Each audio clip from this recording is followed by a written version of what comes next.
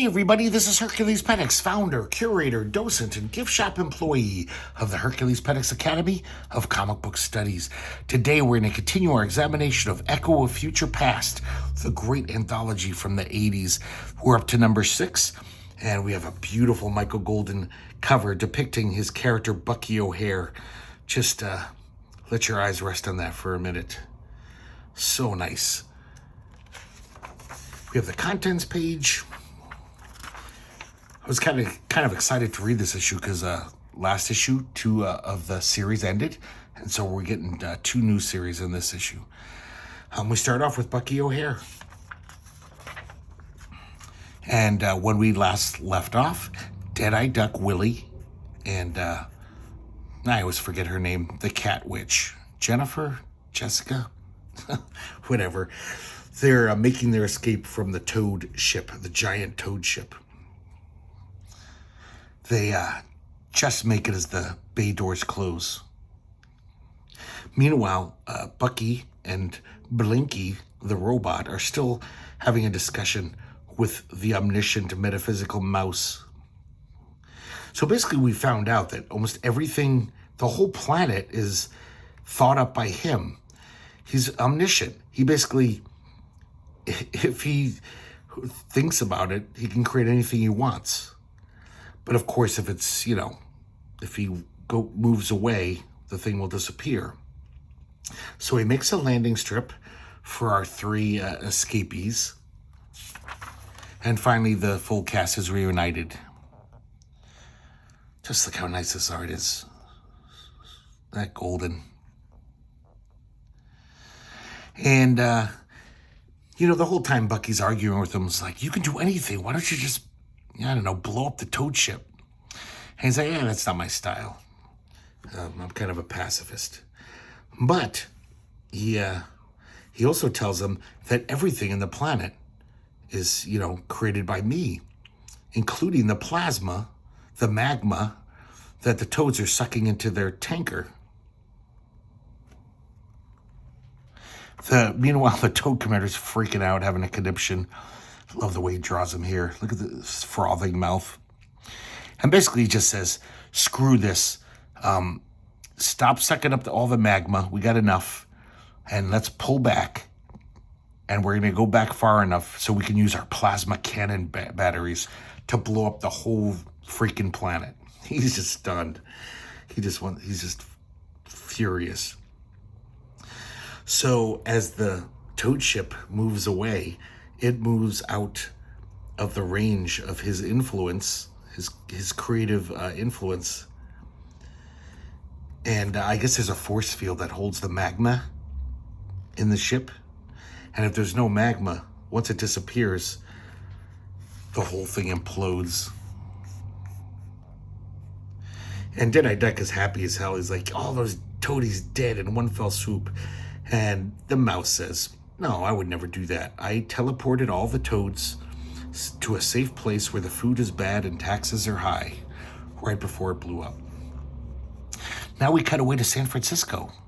And Willie's parents finally realize that their son has run away. I guess they've just been gone all day. And they find his note. And they're pretty nonplussed by it. The father actually says, far out. I didn't think he had it in him. And the mother's a little concerned, but not wigging out like most parents would be. She's like, oh, well, he'll probably come home tomorrow. And because they're hippies, she's like, oh, he's so wasteful. He left this machine on. And she turns it off. And that, of course, is Willie's plasma generator, which allowed him to travel to this other funny animal dimension. So back in that dimension, Willie is saying his goodbyes, saying, I got to return to SF, guys. And when he goes into the ship, of course, the door is gone since the mother's turned off the switch. And at first, he's crying. He's like, I'll be stuck here forever. And Bucky just says, we make a pretty good team. Why don't you throw in with us? And eventually we'll find a way to get you back home. How about it? And Willie agrees. And so they get in their spaceship, the Righteous Indignation, and head off for what should have been more adventures fun madcap adventures, but that would never be. And this is the last we ever saw of Bucky O'Hare. Even though I hear that it was collected in a graphic novel at some point. No, I'm sorry, it was a 6-issue miniseries that only made it to issue 5 that added panels and added art. I think it came out in the 90s. It was never finished, though. But I'd be curious to see that. Just to see more Michael Golden art. It's always good. So now we have a new series, AE-35, written by Tim Ryan, who I'm unfamiliar with. Pencils by William Jung Kuntz. Yes, that is his name. I can't imagine any other way to pronounce it. Maybe it's Jung Kuntz. I don't know. And inked by Neil Adams. William Jung Kuntz, I remember him. He used to be in the Savage Tales black and white magazine that Marvel put out in the 80s. Larry Hamill was the editor. They were kind of like macho tales of action and war. And he had a very cartoony style when he penciled and inked himself. Pretty fun stuff. But as we shall see with Neil Adams inking him here, it pretty much just looks like Neil Adams. Though some of Jung Kuntz's pencils are, they kind of shine through. Some of the panels have a little more maybe character than Neil Adams, or a little more cartooniness. So this is kind of like a cyberpunk sci-fi comic. It takes place in 1998, which was the future back then. We start off, we're in Angkor Wat, and we see independent operative, an independent op named Isabel Kelvin. And she is overseeing this project for Holy Christian Enterprises Southeast Asian Video Assisted Charities Program. And just like all good cyberpunk, everything's got an acronym that's called SAVAC. And of course, corporations are just as powerful as governments in this world. It's that kind of typical cyberpunk milieu. So while she's overseeing this job, this guy in armor, he's body armor, comes to visit her and basically offers her a job. And she's like, hey, I'm still in the middle of this job. I don't know. Leave me alone. And she's overseeing the installation of the satellite dish. And all of a sudden, a mortar is shot at this guy installing the dish, blows him up, blows him to bits, and blows off this beautiful, this ancient, priceless Angkor Wat statue, destroys it. I forgot to mention, guys, this is colored by Arthur Suidam. Kind of odd that he would color this random comic instead of drawing his own great stuff. So Isabel's had it. In her contract, it said no bullets, no bombs. It was supposed to be a nice, easy mission. And she grabs the guy from the Holy Christian Enterprises and is chewing him out and is saying, screw you guys. This was not in the contract. I quit. And she turns around to the guy in body armor and says, okay, you got me. I'll come work for you. This place sucks. So a helicopter comes to evac them out. Meanwhile, at Walden 3, home of retired U.S. Gov scientist Henry C. Eubanks. See, it's U.S. Gov. Everything's got little abbreviations and stuff. And I guess he's spent most of his career creating this kind of like an ultimate data device called the AE-35. He's been developing it for U.S. Gov. And, he realizes that he's created something way too powerful to ever be trusted to anyone. It's almost like Oppenheimer, after he created the atom bomb. And they even reference that famous quote, you are the destroyer of worlds. You have become death, So because he's finished AE-35 and he's had it in his own possession, he's pretty omniscient. He's been using it. So basically, all the knowledge of the world is accessible to him. Of course, in our world of the internet, it seems like almost all information is accessible to us now anyway. I'm sure there's a few protected sites left, but hackers can get into those too. So we find him in the middle of a dream. That's how we're introduced to this character. And it's kind of interesting. He's talking to Jerry Cornelia, who is a total female doppelganger of Jerry Cornelius, the Mobius character. Kind of thought that was cute. And it's a typical dream, odd, surreal. And he wakes up. There's a guy, a courier from US Gov there, named Oedipus Fury. He's at the door, basically, the security door. And he's coming up. And he contemplates letting all the oxygen out of the elevator and killing him. But he's like, they'll send another guy, and they'll send another guy after that. So he just gives in and gives the AE-35 to Fury. Kind of funny, his name's Fury, and he's got an eye patch. I don't know if that was intentional.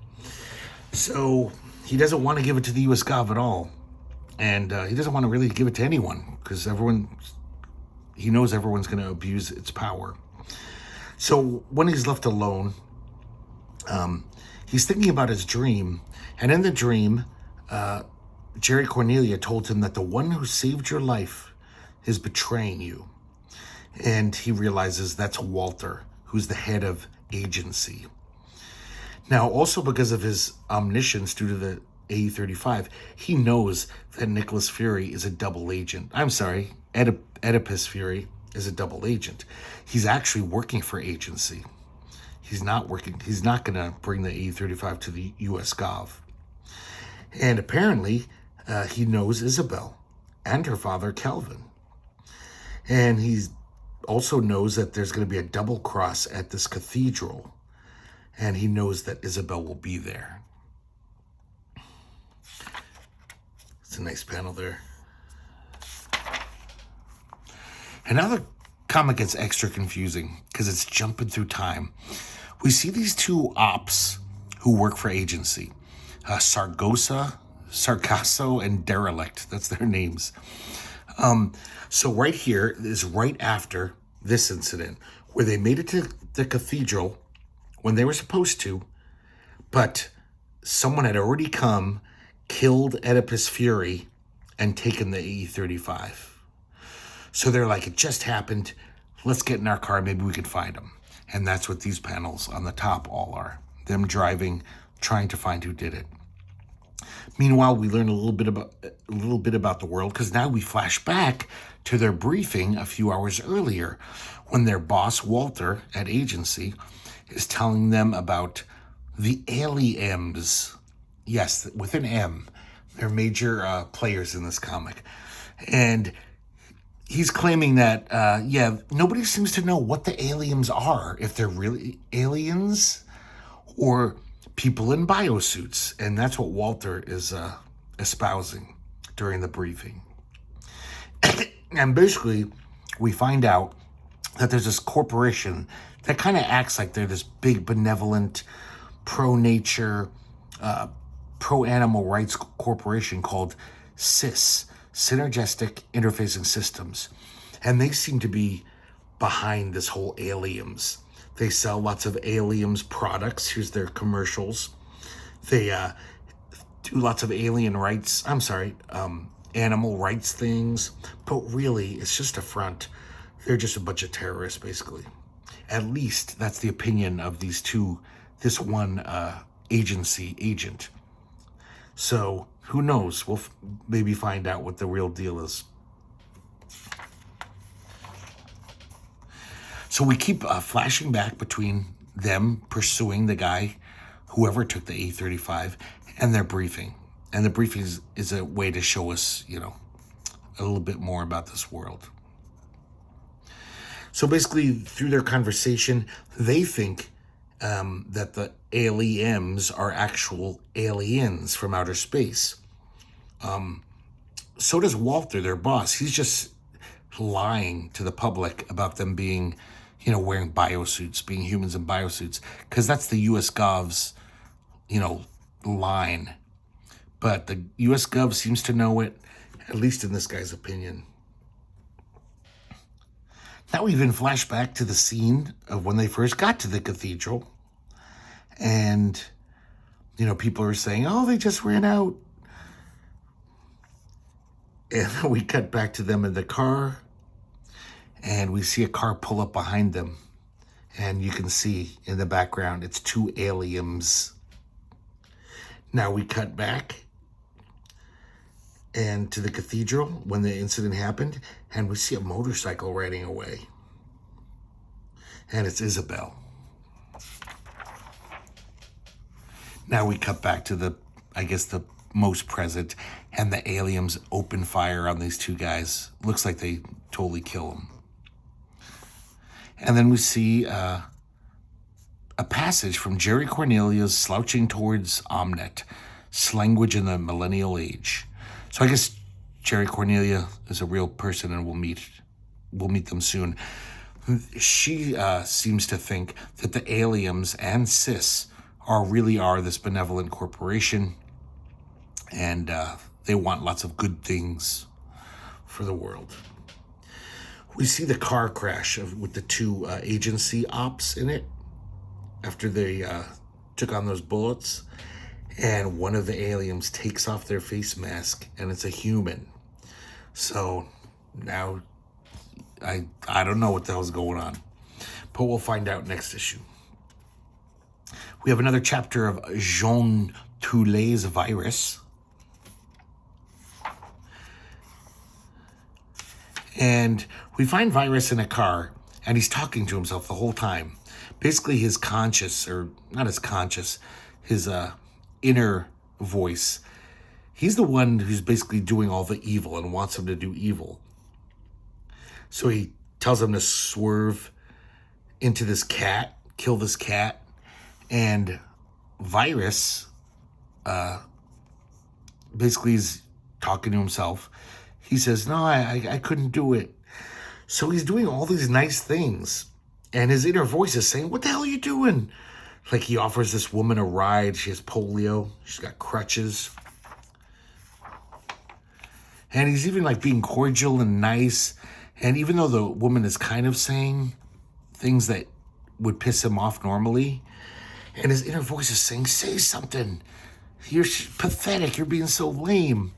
And finally, as she's leaving, after being a little short with Virus leans over and says something really insulting, basically calls her a cripple and makes her cry. And the inner voice is very happy. He's like, there you go. That's the Virus I know. It's an interesting page here. I'm not quite sure what I'm looking at, though. And his inner voice basically lays it down. He says, you got a problem. I keep catching you being nice. You got to cut this shit out. And Virus says, I don't know. Sometimes I just feel like being nice. It's like a feeling that just comes over me. And then he drives off, and he sees another woman on the side of the road. She's hitchhiking. And he just peels out and says something rude to her. Makes her cry too. And his inner voice says, nice to have you back. Bye. This art I'm so curious about, if it really is just all photos retouched, or if that's a drawing. But it all looks pretty much like photos. Okay, guys, I kept this a surprise. So we lost Ham by Jimenez last issue, but we got something almost maybe as good. I don't know. I fucking love Torpedo, and I love Ham. It's Torpedo by writer F. Sanchez Abuli. The first two stories in Torpedo were drawn by Alex Toth, the great legendary Alex Toth, the artist, the cartoonist. And these are just so nice. This is probably the only place they've ever been colored, and they probably ever will be. I guess Corey Adams, Neil Adams' son, he colors a lot of the stuff in these echoes. Neil Adams and him and Corey were like, we want these in color, and F. Sanchez Abuli was again it. So Corey actually went to France, showed him the color overlays that he made, and he loved it. Abuli said, wow, that looks great. I give you my permission. So these are kind of rare, these color torpedoes. I mean, they were meant for black and white. That's what Abuli said. But I think they both look great. I think this looks really nice. If you're not familiar with Torpedo, there's many collections of him over the decades. Starting back in the 80s, Catalan collected, 6 editions worth. I think IDW about 15 years ago did 2 giant omnibus type style collections of all the stories. I would love to have those. I've never seen them. And I mean, I've never seen them cheap, I should say, because I only buy things like when they're really discounted. But Torpedo was one of my favorite comics when I was a teenager. I had those Catalan graphic novels, and Torpedo is just this utter bastard. He's a gangster in the 30s, and I think he's in New York City, and he's just ruthless. He's the main character, but he's a total villain, and somehow you can't help but root for the guy. Not really, but because he's the protagonist, and he's pretty cool, he's a cool guy, so it's one of those things. So it was a very typical Torpedo story. We see Torpedo, he just got done making love to this beautiful woman named Thelma, and he's thinking she was a slut, but she was a hell of a great looking slut. If that gives you an idea of the brain of Torpedo. And he was hired to kill this woman, but when he saw her, she was just too beautiful to kill, and he wanted a taste. So basically, this whole story starts when this guy Burgo, this big mob boss, hired him. He paid him $1,000 to kill Thelma. He was basically an ex-jealous lover. And when he was like tracking her down, he saw how beautiful she was and couldn't do it. He said it's the first time he couldn't pull the trigger. Look at these amazing Toth panels. The angle on that's so fucking great. All of this stuff. So basically, I guess she is a little friendly with the boys because he just introduces himself, and within like a few minutes they're in bed together.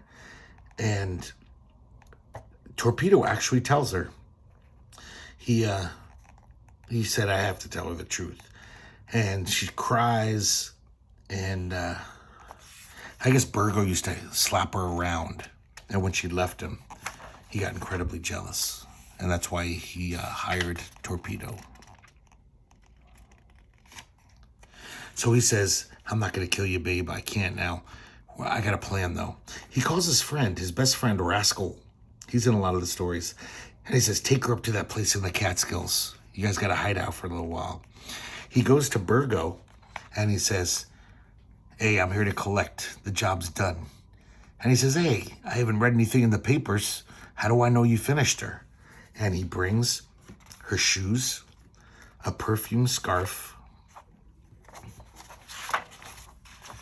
and her raincoat with a bloody bullet hole in it. And Burgo says, that's enough.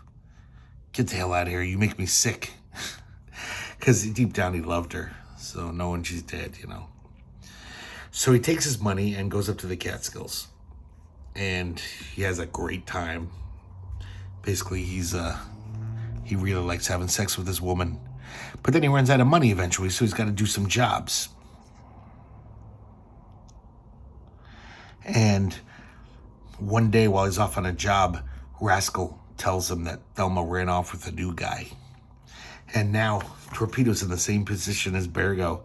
I guess there's something about Thelma. She's just, she's got some sweet, sweet business going on. And he becomes enraged, and he's full of jealous anger at her, and he hates her, he says. And he basically is like, I want her dead. Rascal calms him down, says, there's too many cops have seen you guys together. I'll take care of it for you.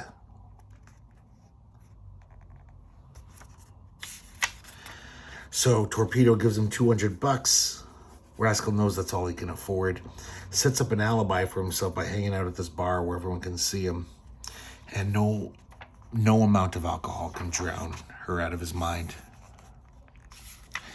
So next morning he crawls home, and Rascal's waiting for him. And Torpedo says, did you find him? He says, yep, boss, that's what you paid me for.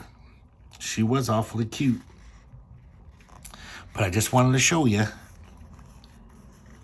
I bought you something to remember her by. Her shoes and her dress. Remember, you bought it for her last month, and I ventilated it. And look at the look on Torpedo's face. That is so good. He's just like, oh, you little bastard. You did the same thing I did, didn't you? Oh, this Toth art is so good. But that panel takes the cake. Just, it's so perfect. You can totally read on his face exactly what he's thinking. All these panels, just, oh, Alex Toth. So good. I really don't mind the color. I think I do prefer black and white, though. Some of these colors are actually pretty garish. Corey Adams isn't the best. But I don't know. I'd be curious to see, like, Dave Stewart color Torpedo story. Or someone, some fancy colorist. It might work. Some of it looks good. Okay, right now we have another chapter of Tippy Toe Jones. Created and written by Lindley Farley. Illustrated by Louis Mitchell. And once again, this is just crazy nonsense. House of the Insane. It's getting even weirder. It's basically turning into poetry. A poem of thought, tremors, eruption, valley of death, houses for the insane, bankers of wealth, horizons of pain. Just to give you an idea, it goes on longer than that. And we just see all this random stuff. I don't know what the hell's going on. And he sees this island full of harpies. And all these men with their heads buried underground.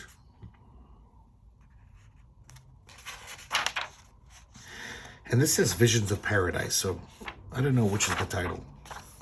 And then we see the outline of Tippy Toe Jones, and he's talking to Krishna. And Krishna says, I'm sorry, Tippy Toe Jones says, you know, I'd really like, could you show yourself to me? He's like, in due time. So he shows them various things, though.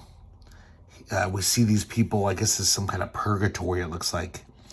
And he says, these are the legions of the ugly, who live their lives in vain, who misinterpreted their destiny. But I don't know if maybe Louis Mitchell just doesn't have the skill set, but everyone's incredibly gorgeous. Almost like that flawless Neil Adams looking, you know, like advertising art. Then he's got the Hall of the Fulfilled, yet Unfulfilled. And these are all people whose, they chose their destiny well. And their life was spent pursuing that destiny, and they were rewarded for it.